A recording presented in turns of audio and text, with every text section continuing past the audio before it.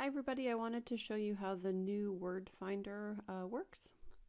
First, know that you can find word finder in one of three places. If you're I'm in Unity 60 sequenced. 60 and 84, you're going to find it in the device key and then word finder here, the purple button. The other place to find it is off of the keyboard right here. And then if you are in maybe 28 or 36 or 45, you will find it in Pages. You'll head to Pages and it will be there. So how it works, I'm going to go to the keyboard, select Word Finder. I'm going to type the word eat and then say OK.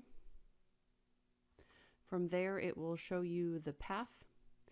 And then you can also hit Guide Me, and this will allow you to practice the word. So I will start at the apple and go to the green verb location for eat. Eat. And that's how we practice. And there is our word in the message window.